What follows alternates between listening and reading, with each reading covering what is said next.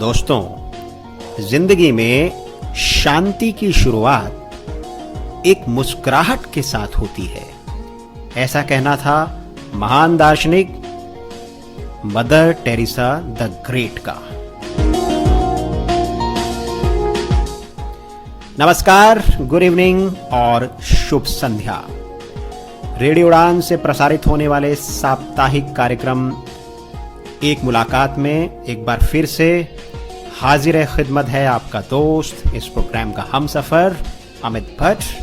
कहता है अपने तमाम सामीन को, श्रोताओं को खुशामदीद और करता है आप सबका इस्तकबाल आपके अपने फेवरेट प्रोग्राम एक मुलाकात में, जिसे आप सुनते हैं हर सप्ताह शुक्रवार रात 9 से 10 और शनिवार शाम 4 से 5 ओनली ऑन रेडियो उड़ान।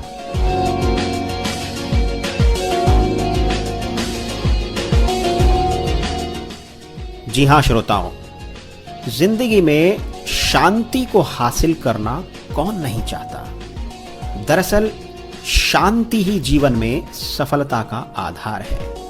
मन शांत है, हृदय में शीतलता और शांति है, वातावरण में अगर शांति है तो आप सब कुछ कर सकते हैं। दरअसल उसका मुख्य कारण यह है कि शांत वातावरण में, पीसफुल एटमॉस्फेयर में आपके मस्तिष्क को सोचने का सही मायनों में मौका मिलता है। आप किसी विषय को, किसी भी बात को सही तरीके से सोच सकते हैं, उस पर गहनता से विचार कर सकते हैं, और जब आपका विचार सही होगा तो उसका परिणाम भी अच्छा होगा। इसलिए शांति परम आवश्यक है दोस्तों। और जैसा कि प्रोग्राम के आगाज में मैंने कहा कि महान दार्शनिक ग्रेट मदर टेरेसी का ये मानना था कि शांति की शुरुआत दरअसल एक मुस्कुराहट से होती है, और आपके चेहरे पर मुस्कुराहट का होना जरूरी है। शांति चाहते हैं तो मुस्कुराहट के साथ अपने जीवन की शुरुआत कीजिए। आप कुछ भी कर रहे हो, कहीं भी हो, मुस्कुराते रहें। और जी हाँ, ये बात हमारे प्रोग्राम पर भी लागू होती है दोस्तों। हमारे श्रोता मुस्कुराहट के साथ शुरुआत करते हैं प्रोग्राम एक मुलाकात की। जी हाँ, आप मुस्कुराते रहें और सुनते रहें आज का हमारा ये प्रसारण। आज फिर एक नई शख्सियत के साथ, एक नई पर्सनैलिटी के साथ कहना चाहिए, मैं फिर से आपके लिए लेकर आया हूँ आपका ये चिर परिचित और जिस प्रोग्राम को आप बेहद पसंद करते हैं। ये मोहब्बत, ये प्यार हमको दिन प्रतिदिन यूं ही मिलता जा रहा है। जो फीडबैक्स हमारे श्रोता हम तक भेज रहे हैं, उससे तो यही जाहिर होता है कि हमारे तमाम जो लिसनर्स हैं, सामीन हैं, वो हमसे निरंतर जुड़ते जा रहे हैं और उनकी तादाद दिन प्रतिदिन बढ़ती जा रही है।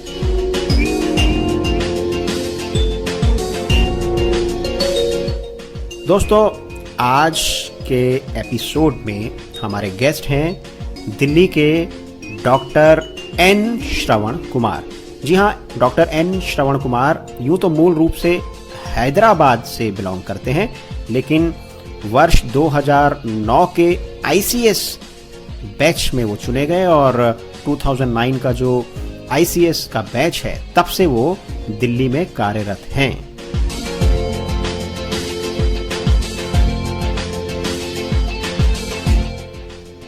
श्रोताओं, डॉक्टर एन श्रवण कुमार नई दिल्ली स्थित भारत सरकार के institute of government finance and accounts में बतौर डिप्टी डायरेक्टर कार्य कर रहे हैं, और इससे पूर्व 2009 के ICS अधिकारी बनने के बाद वो भारत के नेशनल फाइनेंस मैनेजमेंट सिस्टम में भी कार्य कर चुके हैं। और 2009 से पूर्व जब वो ICS अधिकारी नहीं थे तो बहुत वर्षों तक वो वॉलंटरी सर्विसेज भी अपनी तमाम संस्थाओं के साथ दे चुके हैं, अपना सामाजिक कंट्रीब्यूशन दे चुके हैं।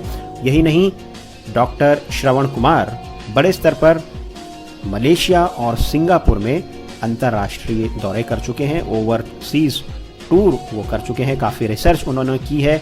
और जो रूरल एरियाज़ हैं और जो ऐसे क्षेत्र हैं अंडर डेवलप्ड जिनको हम कहें, और जहां तमाम इस तरह के लोग रहते हैं कि जिनको आसानी से चीज़ें मुहैया नहीं हो पाती, चाहे वो शिक्षा का विषय हो या चाहे वो तमाम तरह के विषय हो, तो वहाँ पर उन्होंने एक गहन रिसर्च की है कि ऐसे लोगों को हम मेन स्ट्रीम से कैसे जोड़ें, जो कि दरअसल मेन स्ट्रीम के दायरे में नहीं आते हैं और जो लोग अभी भी बहुत सी चीज़ों से अछूते हैं। तो बहुत सारे कार्य किए हैं, बावजूद इसके कि डॉक्टर एन श्रवण कुमार दृष्टिबाधित हैं, विजुअली चैलेंज्ड हैं, लेकिन आज वो ICS अधिकारी हैं और उनसे मैंने टेलीफोन पर सीधे बातचीत की और वो साक्षात्कार आप सुनेंगे बस कुछ ही पलों में। कहीं मत जाइएगा, बने रहें रेडियो उड़ान पर और सुनते रहें प्रोग्राम एक मुलाकात अपने दोस्त और होस्ट अमित भट्ट के साथ।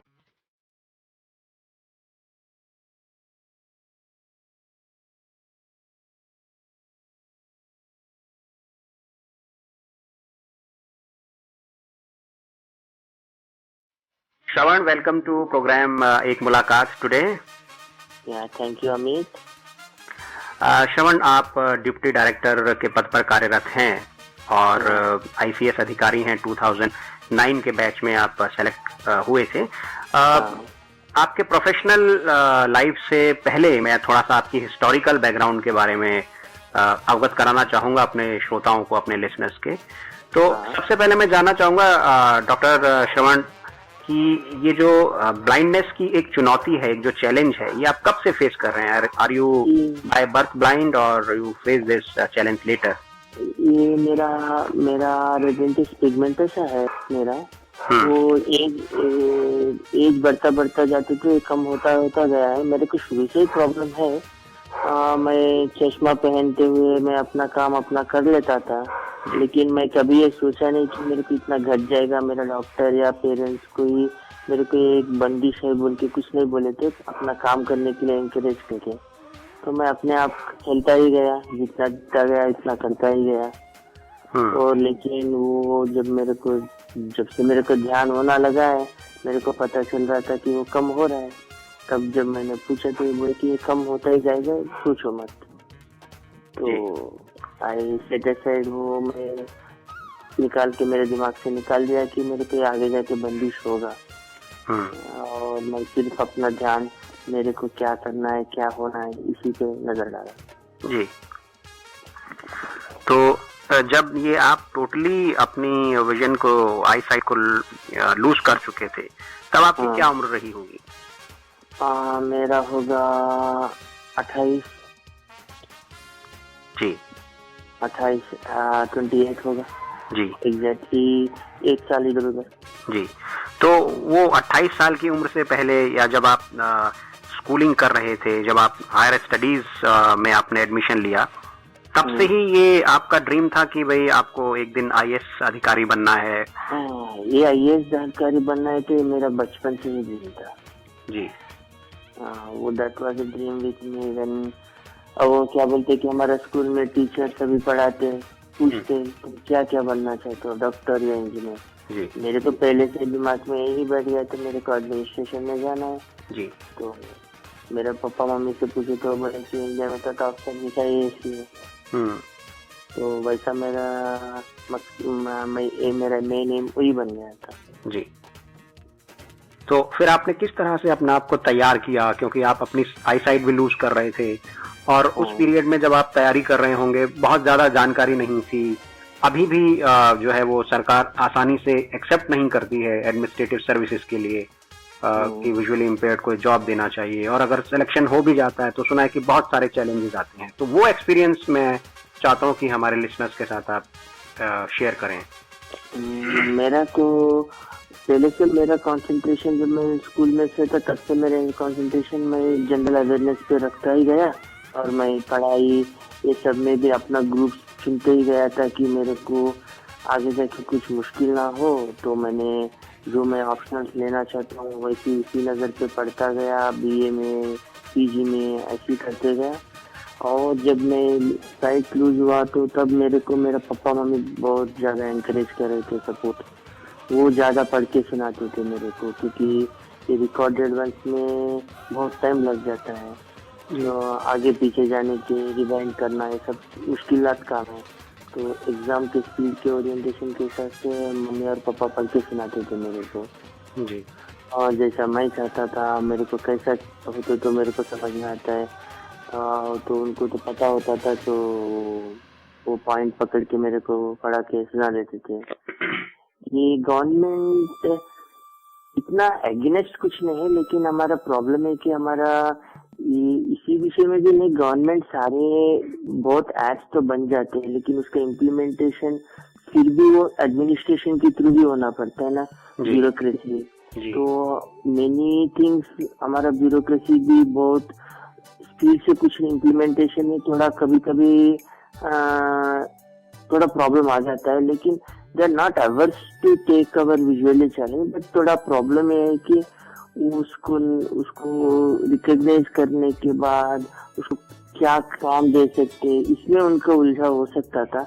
लेकिन थोड़ा कोर्ट केसेस से सब होने के बाद और एनजीओ और सभी से हो रही उनकी मुलाकात, कैंडिडेट जो आ रहे वो सिलेक्टेड कैसे काम करे देखने के बाद अब तो government is ready to take visually challenge. इतना प्रॉब्लम नहीं है अब तो जी। अब तो प्रॉब्लम है, हमको तो थोड़ा फेस करना पड़ा, हमको कोर्ट को जाना पड़ा। अच्छा। लेकिन वो केस हुआ, लेकिन उसके जजमेंट आने का थोड़ा टाइम लगा। लेकिन government was also patient enough to listen to us. वो देखा कि हमारा क्या गलती हुई उनके तरफ से, तो वो भी अपना सुधार वो लेके आए, हमको भी दिया, हम भी प्रूव करा। हम जैसे मेरा जैसा और भी सिलेक्ट हुए, वो भी सभी अपने आप को प्रूव करके अब गवर्नमेंट भी इतना इंटरेस्टेड है कि वो भी रिकॉग्नाइज कर दिया कि it is not a problem to bring in physically challenge और visually challenge into the government. वो भी बाकी अच्छे सभी से भी अच्छे काम करते हैं जी। ये तो गवर्नमेंट में भी ये रिकॉग्निशन आ गया है जी। और गवर्नमेंट भी बहुत कोशिश, अब हम सर्विस में जॉब करने के लिए भी they provide reading software, computers, scanners, जो कुछ भी चाहिए जी। ये गवर्नमेंट पीछे नहीं जा रही है।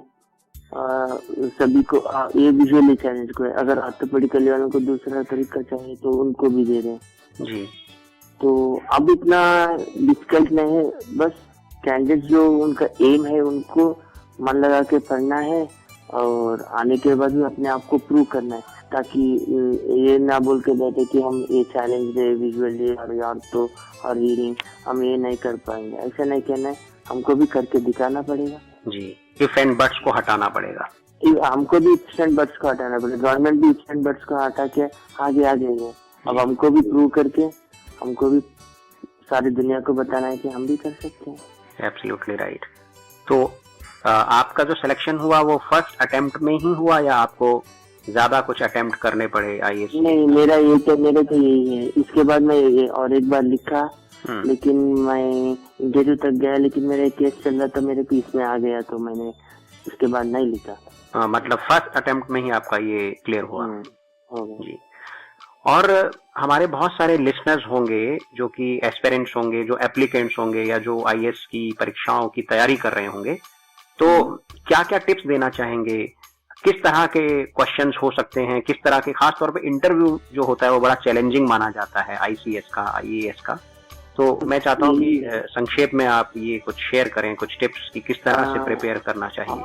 अब जो बदलाव आया एग्जाम्स में, ऑप्शनल भी 2 में से 1 हो गए और जनरल का भी 6 पेपर, सभी 5 पेपर सभी को 1 ही हो गए जी। तो अब हम जो लिखेंगे वो पढ़ाई, हमको जनरल अवेयरनेस ज्यादा कैसा रखना है वो रखना है, डे टू डे अफेयर्स और पॉलिसीज के ऊपर नजर डाल के रखना है। ये हम पुस्तक में पढ़ते हैं, उसको पढ़ के वो लिखना नहीं, हमको ज्यादातर कोरिलेट करना होगा कि हमारे साथ में, हमारे आसपास में, हमारे देश में या हमारे स्टेट में, देश में या इंटरनेशनल इश्यूज है तो उधर कैसा है, सभी को हमको एनालिसिस करके लिखना होगा। हमको ये नहीं कि बैठ के हमको पेपर दे दिया गया हम लिखते जाए जो बुक में पढ़े, ऐसा नहीं, हमको कोरिलेट करके अच्छा प्रस्तुति देना पड़ेगा उनको लिखने में भी। और दूसरा है interview is a different thing, वो लगभग पूरा अलग सा माहौल सा होता है। Nothing to be anything tense, बढ़िया रहता है। बाहर जो कुछ भी बोलते लोग, इतना टेंस कुछ नहीं रहता, आपको अंदर जाना है। यू शुड बी, हम हमारे मन में क्या है, हमको उच्च पदवी पाना है, उच्च सर्विस में जाके हमको देश को सेवा करना है। तो उधर जाने के टाइम पे हम जो कुछ भी पढ़ाई करा एग्जाम का, वो भी हमारे ध्यान में रखना होगा।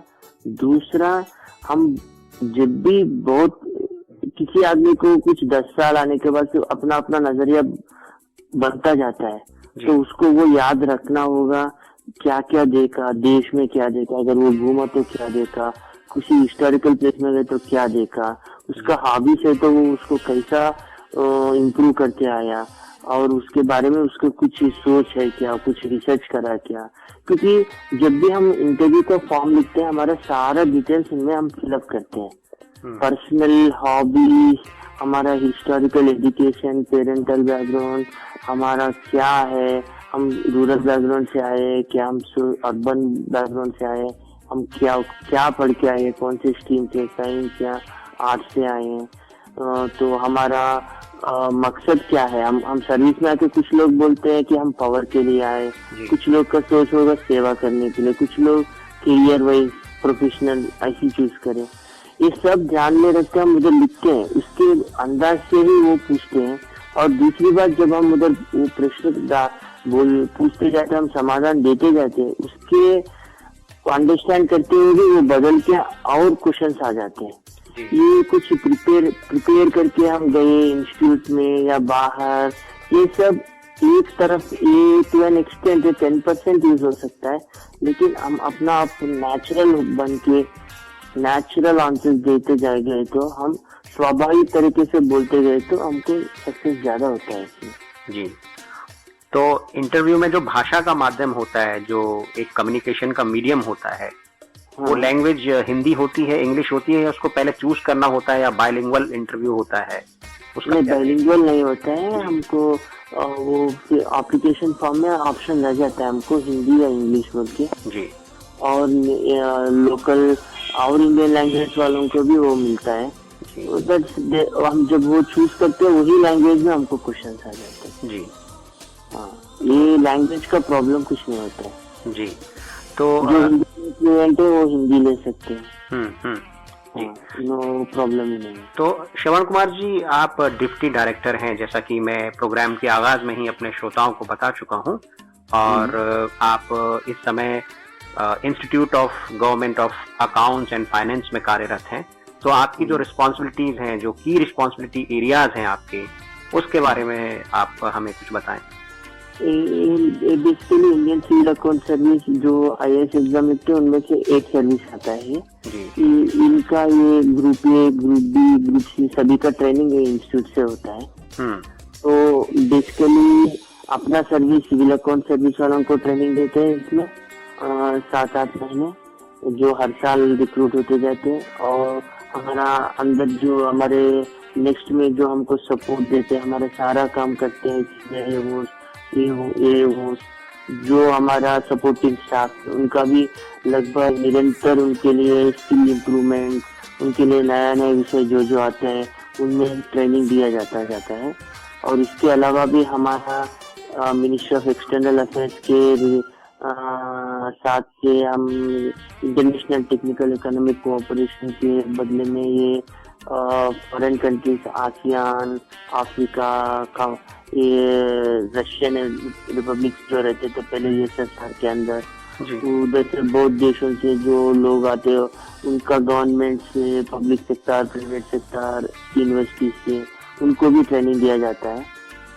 और पिछले 10 साल से तो हम नेपाल, भूटान, बांग्लादेश और बेसिकली अफगान वालों को भी बहुत ट्रेनिंग, इधर अकाउंट्स, पब्लिक फाइनेंशियल मैनेजमेंट, अपना बजट, फाइनेंशियल मैनेजमेंट, इसके बारे में बहुत जानकारी, ट्रेनिंग, उनका स्किल इम्प्रूवमेंट में हमारा कोशिश बहुत डाल के उनको हमसे जितने हो सकता है उनको हम पढ़ा चुके हैं जी। और इसके अलावा हमारा जनरल एडमिनिस्ट्रेशन रहता है, और हमारा अकाउंट्स, हमारा इंटरनल ऑडिट, हमारा ये सब होता है, उसके ऊपर भी मेरा ध्यान रखते हैं जी। तो आपकी क्वालिफिकेशन, जो बैकग्राउंड है, वो मैं चाहूंगा कि आपकी ही जुबानी हमारे लिसनर्स को पता लगे, क्योंकि आप के नाम के आगे डॉक्टर भी लगता है, हालांकि आईसीएस के लिए शायद ये जरूरी नहीं था, लेकिन फिर भी आपने एडिशनल क्वालिफिकेशन अर्जित की हुई है। तो क्या क्वालिफिकेशन बैकग्राउंड है आपकी, और इसके बारे में मैं चाहूंगा कि आप लिसनर्स को बताएं। मेरा पहला, जब मैं 10वीं पास होने के बाद पहला मैं साइंस ग्रुप लिया था जी, ताकि कि ओपन रखूं, मैं इंजीनियरिंग जाके भी सिविल्स में आ सकता हूँ, सिविल सर्विसेज में बोल के। लेकिन मेरे को +2 होने के बाद मेरे को लगा कि नहीं, मैं सोशल साइंसेस के साइड ही जाऊंगा तो अच्छा लगेगा, और मेरे को भी सोसाइटी के बारे में या थियोरेटिकल प्रैक्टिकल दोनों नॉलेज मिलते जाएंगे। तो मैंने अपना बीए में पॉलिटिक्स, इकोनॉमिक्स, पब्लिक एडमिन का लिया था, और पीजी में पॉलिटिकल साइंस करा था यूनिवर्सिटी ऑफ हैदराबाद से। और उसके बाद मेरे को रिसर्च पे इंटरेस्ट भी आया था, तो मैंने एमफिल में पावर सेक्टर रिफॉर्म्स पे करा था, बिजली की सुधार जो अपने 1991 रिफॉर्म्स के बाद हमारे इंडिया में आ रहे थे, उसको नजरिया में रखते हुए मैं 97-99 के बीच में वो मेरे एमफिल में वो करा था, power sector reforms in India.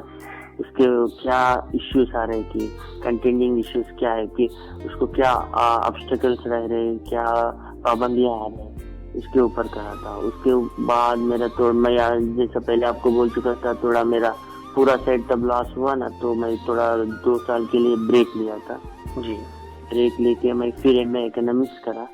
उसके बाद मैं अपना पीएचडी भी ज्वाइन होके उधर मैं यही पावर सेक्टर, बिजली क्षेत्र में जो हमारा देश का स्थिति था उसके बारे में लेते हुए, रिफॉर्म्स के बारे में लेते हुए, मैं हैदराबाद से बिलोंग होता था, तो अपना आंध्र प्रदेश जब आंध्र प्रदेश एक ही राष्ट्र था, तो वो रिफॉर्म्स, पावर सेक्टर रिफॉर्म से बहुत आगे चल रहा था, तो वो क्या कर रही है बोल के उसको विषय लेके मैंने मेरा पीएचडी करा था जी। और उसमें मेरे को डॉक्टरेट पीएचडी अवार्ड हुआ था जी जी जी। तो ऐसा। और इस बीच में मैं जब यूनिवर्सिटी ऑफ हैदराबाद में पढ़ता था, मेरा I think it's my life में अच्छे प्रोफेसरों के साथ था मेरा रिलेशन, तो तब मैं दूसरे विषयों पे भी, ह्यूमन राइट्स, चाइल्ड लेबर, ये सब पे भी मेरे को थोड़ा अक्वेंटेंस हुआ, मैं इसमें भी थोड़ा पार्टिसिपेट करा जी। आईसीएस अधिकारी बनने से पहले आप बहुत सारी ऑर्गेनाइजेशंस के साथ भी जुड़े रहे हैं, सोशल ऑर्गेनाइजेशन और जो वेलफेयर ऑर्गेनाइजेशन है। 12 इयर्स तक आपने कंट्रीब्यूट किया है वॉलंटरी। तो वॉलंटियर पर्सनली करा था, उनमें ज्वाइन नहीं हुआ था, मैं ऐसी अपने आप करके, क्योंकि मैं अपने आप को बिल्डअप कर रहा था, मेरा स्किल सेट बढ़ा रहा था, दूसरी तरफ मैं पढ़ाई कर रहा था, तीसरी तरफ जिस टाइम थोड़ा मेरे को मिल रहा था उसमें मैं ये सोशल वर्क का काम करते हुए जा रहा था। आपने कुछ अंतर्राष्ट्रीय दौरे भी किए हैं, जैसे मलेशिया, सिंगापुर में आप गए थे रिसर्च के लिए, तो वो जो इंटरनेशनल आपका ओवरसीज टूर रहा है उसका एक्सपीरियंस मैं चाहूंगा कि आप शेयर करें। ये हमको भाई सर्विस ज्वाइन होने के बाद मेरे को ये अपॉर्चुनिटी मिला था, तो मैं इसके अंदर ट्रेनिंग के अंदर उधर गया था। तो मैं उधर जाने के बाद पहले मलेशिया में तो मेरे को, बिकॉज मैं फर्स्ट इंटरनेशनल टूर बाहर था, इसलिए मेरा फोकस यही था कि उस देश में क्या हो रहा था, ई गवर्नेंस के बारे में। वो लोग थोड़ा ज्यादा हमको न्यूज में भी आता था कि वो ई गवर्नेंस पे बहुत एम्फेसिस दे रहे थे। तो उधर जाने के बाद देखा तो वो अपने क्या क्या कर रहे थे उधर। हमारा म्युनिसिपल कॉर्पोरेशन जैसा ही उनका लोकल ऑर्गेनाइजेशन है, लोकल गवर्निंग बॉडीज, उनमें भी बहुत अच्छा ई गवर्नेंस हो रहा था। वो हमको पता रहती थी, ये हम भी कर रहे थे, लेकिन वो बोल रहे थे, मेरे को एक बात अच्छा लगा इधर की, वो बोले थे ये सब हम इंडिया में आके भी उधर देख के भी हम इधर डेवलप करें। मेरे को ये बात बहुत अच्छा लगा था उनका, लेकिन उनका इम्प्लीमेंटेशन में हमारे जैसा ऑब्स्टेकल्स नहीं है जी। और वो पूरा कर चुके हैं। हमारे में थोड़ा डिफरेंट पॉलिटिकल सेटअप के वजह से या ब्यूरोक्रेटिक एंगल बहुत तरीका से प्रॉब्लम से हमारे में 70% 80% अच्छा हुआ, लेकिन उनमें तो वो पूरा कर चुके हैं। यानी कि हमारे यहाँ आइडियाज की कमी नहीं है, बट थोड़ा सा इम्प्लीमेंटेशन में थोड़ा सा चैलेंज है, वो भी ज्यादा चैलेंज थोड़ा सा ही है। और दूसरी देश भी, ये सब डेवलपिंग देश ही है, हमारे बाद में डेवलप होने लगे, लेकिन ये भी हमको ही एग्जाम्पल लेके आगे चल रहे जी। और जब वो पब्लिक फाइनेंशियल मैनेजमेंट के ऊपर हमको क्लासेस दे रहे थे, वो बोल रहे थे हम सारे स्टैंडर्ड्स ये सब हम तो इंडिया से ही सीखे, जी इंडिया हमारे के लिए बहुत मेन है। जी और सारा नॉलेज या एड्स या फाइनेंशियल मैनेजमेंट ये सब कैसा करना है हम भारत को देख के ही सीखे थे, हम उसके ऊपर ही इम्प्रूव करते आए। जी ये सब सुनने पे बात बहुत अच्छा लगा था। ये बहुत इम्पोर्टेंट फैक्टर आपने शेयर किया है। जो भी श्रोता या उच्च अधिकारी या किसी भी तरह के अधिकारी, चाहे वो सरकार से बिलोंग करते हो या पब्लिक प्राइवेट सेक्टर से बिलोंग करते हो, उनको और हम सबको मेरे ख्याल से ये मंथन करने की जरूरत है, चिंतन करने की जरूरत है और सोचने समझने की जरूरत है कि ऐसा क्या है कि भारत वर्ष में इतनी सारी चीजें प्रगतिशील हैं और दुनिया के जो देश हैं, जैसे मलेशिया का आपने उदाहरण किया, और भी बहुत से देश हैं जो हमसे सीख रहे हैं चीजों को, लेकिन आज वो इस स्थिति में है कि हमसे ज्यादा प्रगति कर रहे हैं कुछ क्षेत्रों में।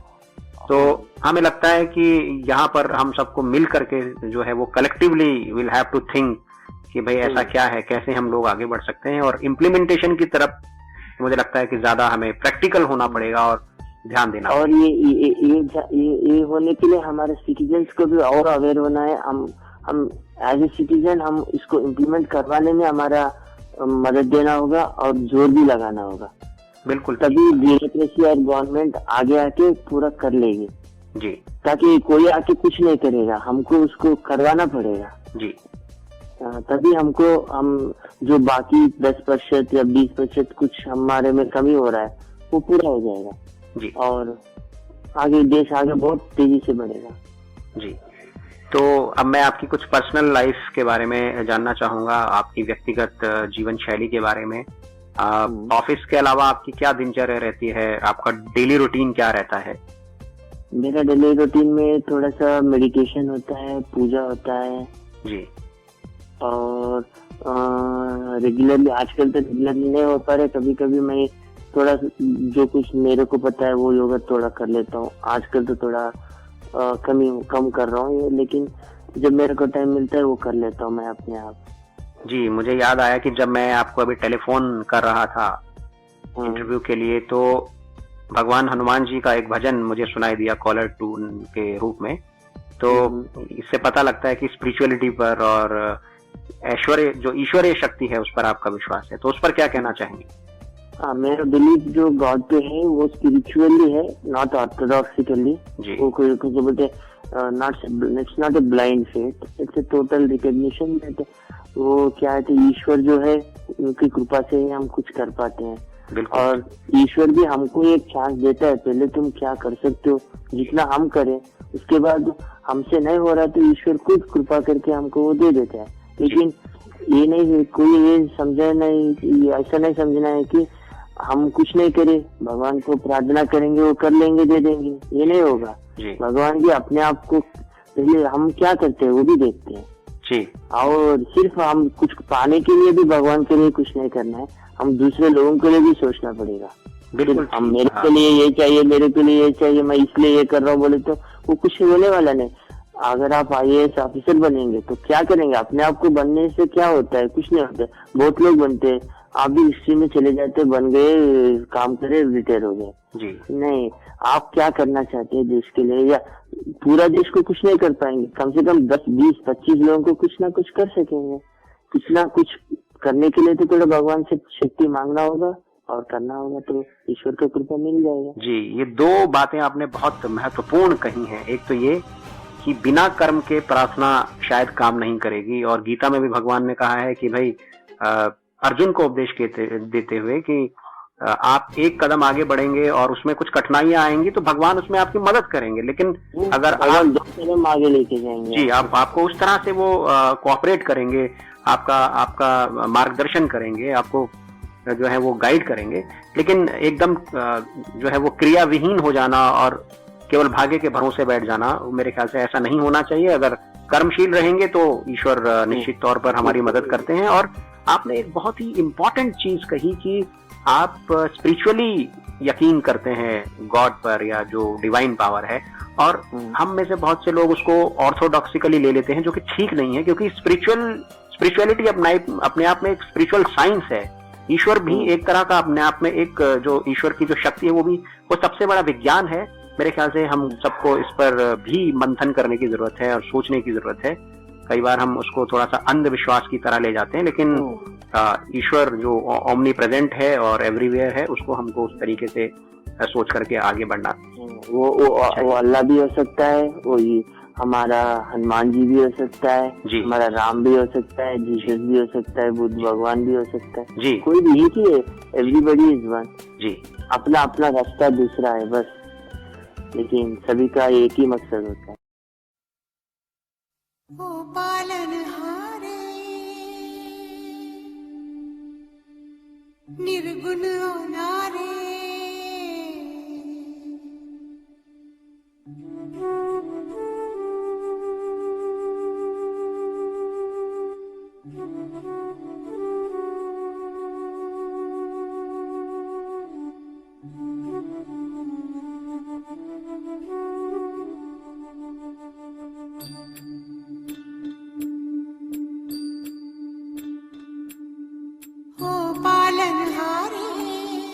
निर्गुण न्यारे, तुम्हरे बिन हमरा कोनो नहीं। हमरी उलझन सुलझाओ भगवन, तुम्हरे बिन हमरा कोनो नहीं।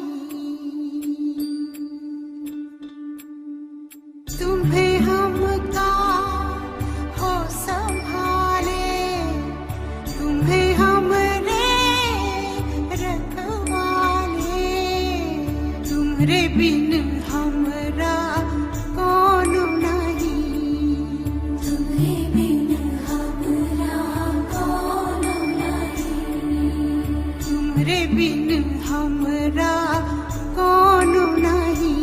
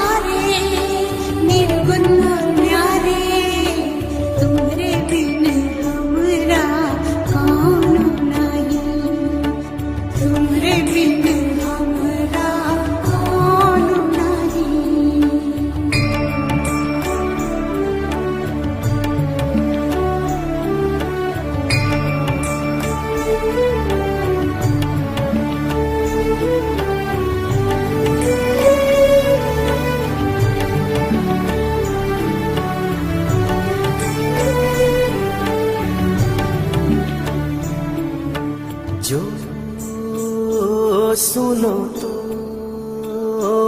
कहें प्रभु जी हमरी है बिनती, दुखी जन को धीरज दो, हारे नहीं वो कभी दुख से।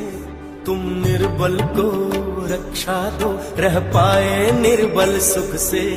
भक्ति को शक्ति दो, भक्ति को शक्ति दो। जग के जो स्वामी हो इतनी तो अरज सुनो, है पथ में अंधियारे, दे दो वरदान में उजियारे। ओ पालनहारे निर्गुण और न्यारे, तुमरे बिन हमरा कोनो नहीं। हमरी उलझन सुलझाओ भगवान, तुमरे बिन हमरा कोनो नहीं। ओ पालनहारे निर्गुण न्यारे,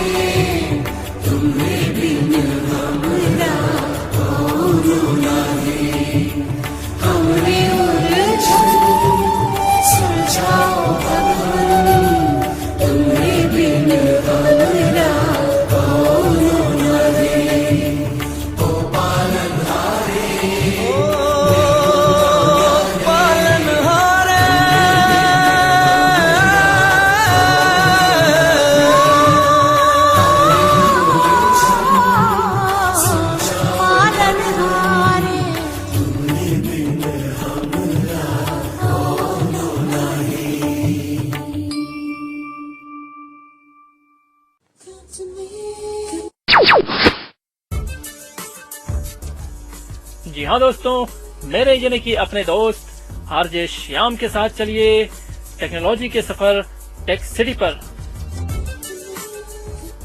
जहाँ होंगी बातें मोबाइल्स की और होंगी बातें कंप्यूटर्स की। तो मेरे यानी कि अपने दोस्त आरजे श्याम के साथ सुनना न भूलिएगा हर बुधवार रात 8 बजे रेडियो उड़ान पर टेक सिटी।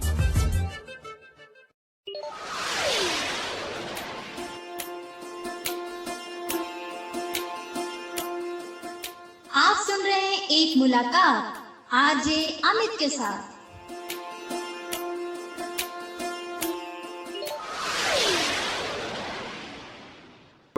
श्रवण जी, आपकी फैमिली में अभी आपके साथ कौन कौन है? आप दिल्ली में रहते हैं, जब से आप ICS अधिकारी बने हैं तो? मेरा माता पिता मेरे साथ है और मेरा वाइफ। आपकी वाइफ आपके साथ है? हम मेरे माता पिता जी, मैं और मेरा वाइफ चारों रहते हैं। जी, तो आपकी वाइफ वो साइटेड हैं या आपकी वाइफ भी विजुअली इम्पेयर्ड हैं? नहीं, साइटेड है। तो उनसे आपकी कैसे मुलाकात हुई? ये अरेंज मैरिज हुई थी या लव मैरिज हुई थी? Arrange marriage. जी जी जी। ये भी मेरा पेरेंट्स का उनके सोच है, वो मेरे को पहचानते थे मेरे को कैसा चाहिए जी। तो it's also I think their blessings and gift. Exactly, they matter a lot. तो आपने बताया कि आप योगा करते हैं, पूजा तो आप करते ही हैं क्योंकि स्पिरिचुअलिटी पे आपका विश्वास है, फिर दिन भर आप अपने ऑफिस के कार्यों में व्यस्त रहते हैं। तो जब कभी फ्री समय मिलता है तो आपकी शौक क्या है? आपकी हॉबीज, आपके इंटरेस्ट क्या? मेरे को ट्रैवलिंग बहुत बड़ा शौक है जी। ट्रैवलिंग अक्रॉस द प्लेसेस, वो बड़ा शौक है जी। और दूसरा मैं चेस अच्छा खेलना चाहता हूँ, मेरे को बहुत पसंदीदा खेल है। अरे वाह। और मैं ट्रैवलिंग, ये मेरे को अपने से ज्यादा मेरे पेरेंट्स को भी ये ट्रैवलिंग का शौक था, वो मेरे को इम्बाइब हो गया जी। वो मैं आगे लेके गया, वो मेरे को ज्यादा प्लेसेस पहले दिखाए थे जी। जब थोड़ा मेरा पैसा इसमें था, वो भी तब मैं देख पाया बहुत, वो मेरे को देश पूरा दिखाई दिया था तभी जी, ताकि आगे जाके मेरे को अंडरस्टैंडिंग तो अच्छा रहे। तो I was really lucky that such parents took me everywhere in the across the country. और उनके सपोर्ट से मैं तो माउंट कैलाश का परिक्रमा भी कर दिया। अरे वाह। जी, तो ये बहुत अच्छी बात है कि ट्रैवलिंग का, और मेरा भी, मैं आपको बताऊं, ये ट्रैवलिंग का बड़ा शौक है मुझे। और इच्छा होती है कि भाई जो दुनिया और देश के जो, और दुनिया तो बात की बात है, भारत बहुत बड़ा देश है, इसमें ही बहुत सारे ऐसे एरियाज हैं, ऐसे क्षेत्र हैं ट्रैवलिंग के लिए कि जहां हम जाएंगे तो बड़ा समय लग जाएगा। और बहुत अच्छे अच्छे हमारे पास क्षेत्र हैं, बहुत हिस्टोरिकल है, कल्चरल है जी। और लोग ही ऐसे हैं कि आप लोग से मिलते गए तो आपको इतने बातें पता चलता है कि ये स्कूल कॉलेज एजुकेशन से भी ज्यादा पता चल जाता है आदमी को हमारा देश में क्या हो रहा है, लोग का सोच कैसा है जी। डाइवर्टीज इसमें बड़ी बहुत सारी जी डाइवर्सिटीज हैं।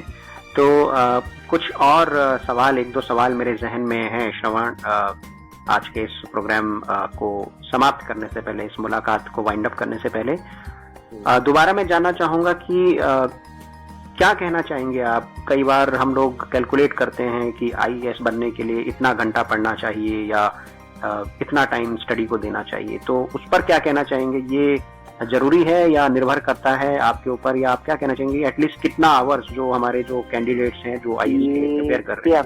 मेरे जस्ट एज ए रिस्पॉन्सिबल है, तो ये लोग का सोच है कि हमको अगर हम IAS जैसा एग्जाम पढ़िए, नहीं तो IAS ही नहीं छोड़िए, IIT के लिए, नहीं तो CAT के लिए बैठिए, सभी के लिए इतने घंटे पढ़ना होता है, इतना ये अपने आप तो होता है, क्योंकि अगर लोग जनरल ट्रेंड में सोचते गए तो ये करना ही पड़ेगा 12 घंटे 18 घंटे, लेकिन अपने आप को रियलाइज करके हम उसको क्या चाहिए, वो उसका वीकनेस क्या है उस सब्जेक्ट में, या उसका क्या कौन सा प्लस पॉइंट है, कौन सा माइनस पॉइंट है, ये देख लिया तो इसको इतने घंटे पढ़ने की जरूरत नहीं होगा।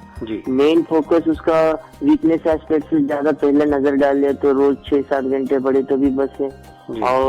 और दूसरा है कि अपने आप प्लान करते जाना है कि हम 18 घंटा पढ़ के भी कोई बन भी नहीं पाएगा, 1 घंटे पढ़ने वाला भी बन जाएगा। तो इसमें एक बात है कि सभी को एक रियलाइज होना है कि you should see your focus and what should be done to achieve that focus.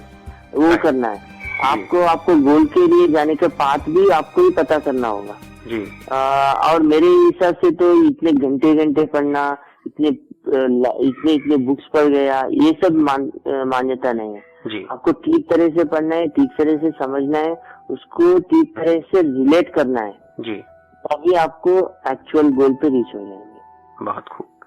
तो आगे चल के अभी जीवन में आपका और क्या सपना है? अभी आप डिप्टी डायरेक्टर काम कर रहे हैं और फिर आपका मानना है कि भाई सिर्फ अपने लिए नहीं, समाज के लिए भी कुछ किया जाना चाहिए। तो आगे आपके मन में कुछ ड्रीम होगा कि भाई निकट भविष्य में आपको जीवन में कुछ और करना है, तो उसके बारे में क्या सोचा है आपने?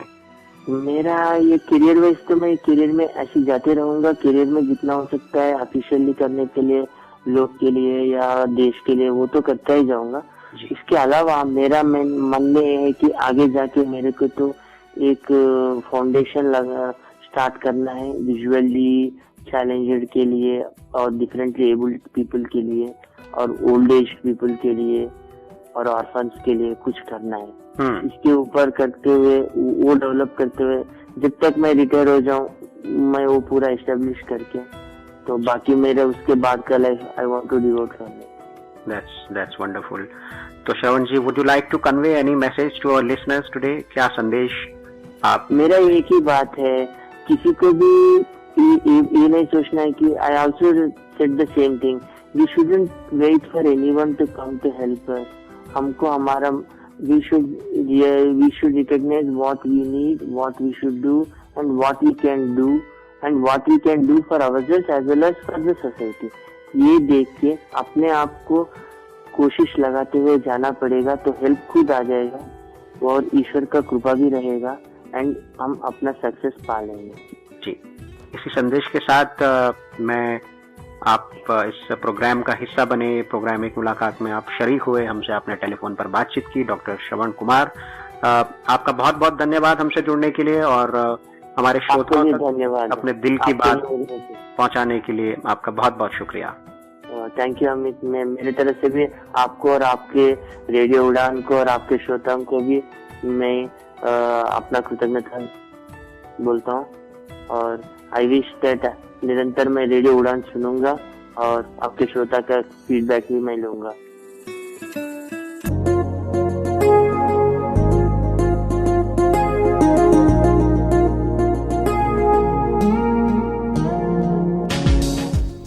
तो श्रोताओं, ये थी आज की एक मुलाकात डॉक्टर एन श्रवण कुमार के साथ।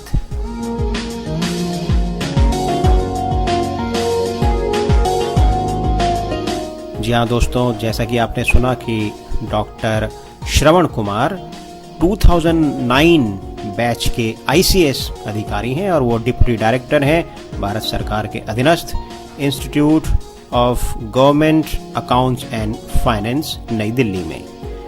दोस्तों, बहुत कम लोग ऐसे होते हैं जो सही उम्र में, या कहना चाहिए कि सही वक्त में, या उम्र से पहले या कम उम्र में काफ़ी सफलताएं अर्जित करते हैं, उपलब्धियां हासिल करते हैं, और श्रवण कुमार भी उन्हीं में से एक हैं। जी हाँ, 16 जुलाई सन 1975 में हैदराबाद में उनका जन्म हुआ था और आज वो इस मुकाम को हासिल कर चुके हैं।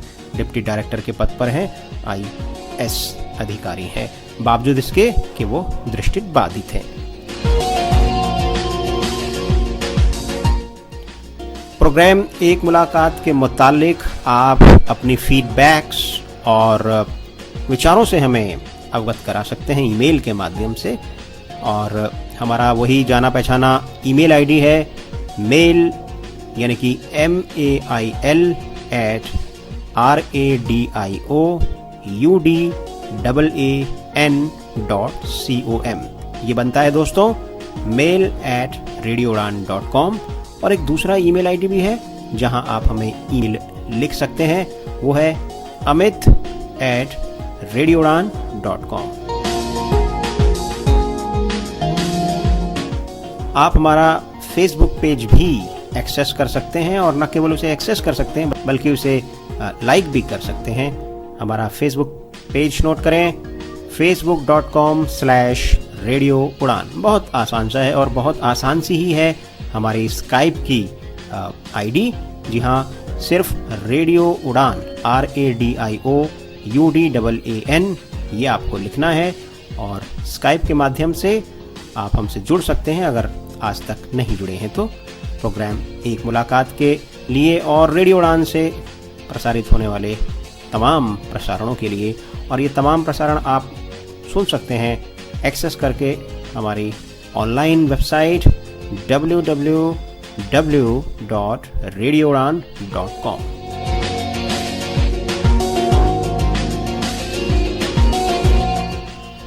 और एक बार फिर से प्रोग्राम के हम उस मरहले में दाखिल हो चुके हैं जब मैं आपसे कहता हूं कि भाई अब चलने का वक्त आ गया है।